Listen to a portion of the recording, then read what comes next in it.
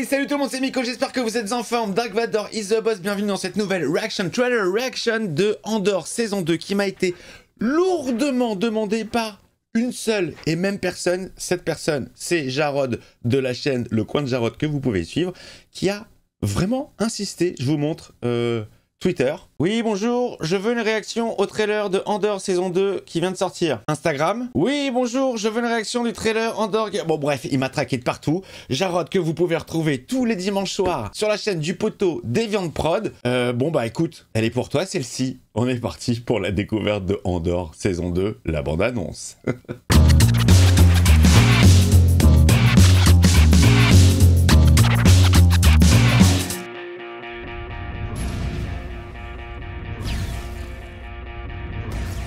Oh, joli le mixage son avec la scénerie de l'Empire en dessous.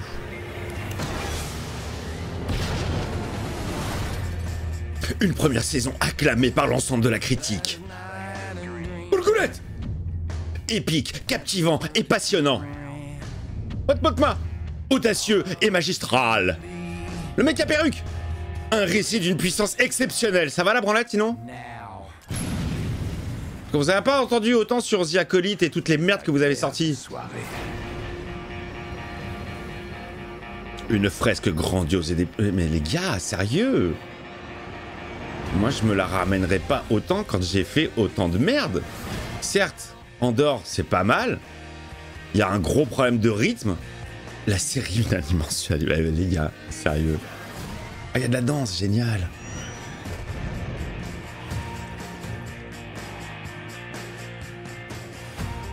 C'est des images sur une musique rock, ça ne raconte absolument rien.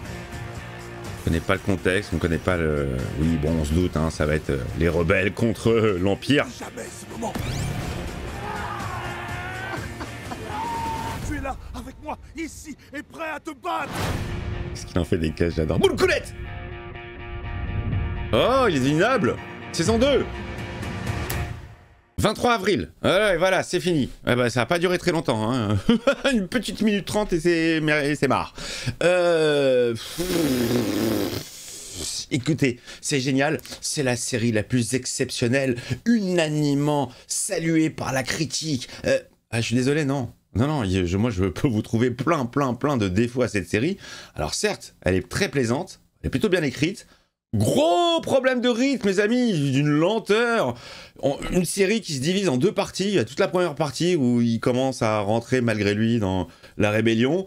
Toute la deuxième partie en prison avec suivez le programme. Bon, je sais, je me la suis retapé. Je l'ai revu là récemment. Il y a un gros problème de rythme. C'est hyper lent. C'est intéressant, mais c'est très lent. Et puis... Les amis, je vais pas revenir sur ce que j'ai dit, hein. Si vous voulez voir vraiment en détail, vous allez regarder mes premières séances, puisqu'il y a toute la saison 1 qui est dispo en vidéo.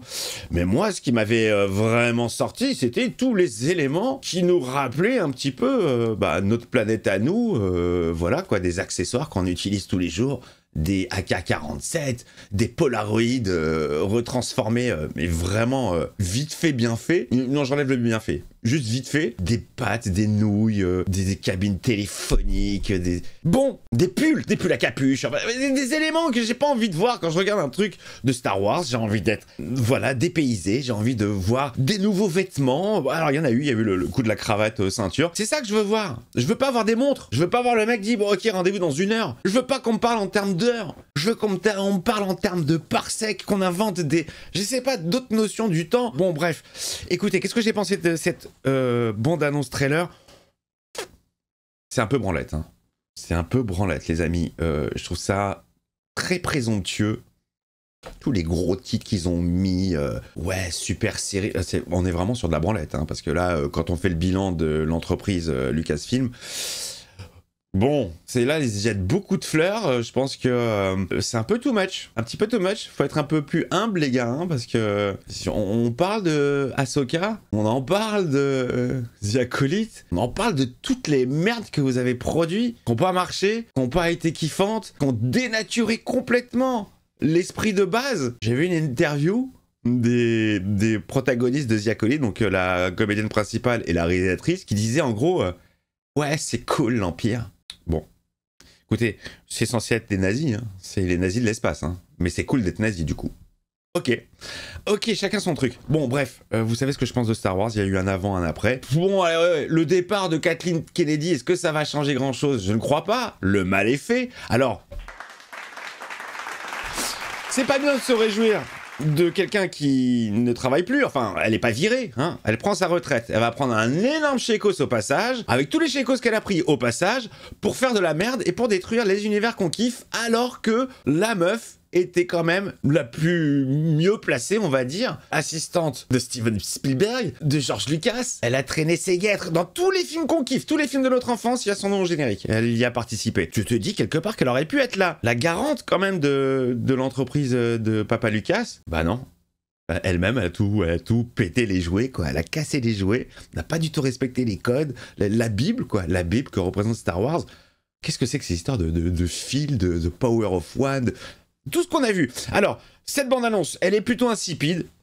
Ok, il y a des très belles images. Ça ne raconte absolument rien. Autant sur la saison 1, il y avait une note d'intention. Là, bon, voilà, on t'a collé des images. C'est très impersonnel. Une IA aurait pu monter cette bande-annonce. Hein. C'est une suite d'images très très jolie sur une musique rock que je n'aime absolument pas du tout. Cette mode de coller des... Enfin, pourquoi? C'est Star Wars, quoi. Enfin bon, bref. Donc, on jugera sur pièce. Mais évidemment que je serai là pour la regarder parce que Andor saison 1, malgré ses défauts, c'est une très bonne série. C'est pas parfait. Voilà, c'est ça que je voulais dire. C'est pas parfait, mais c'est très agréable à regarder. L'histoire est très sympa. Je trouve que c'est un bon préquel à Rogue One. Là, ils ont mis des images du directeur Krennic. Je sais pas si on va le voir. Je pense pas. Je pense que c'était juste une image tirée de Rogue One pour attirer, peut-être pour faire le lien, mais j'aimerais bien le revoir ce perso, parce qu'il était plutôt bon.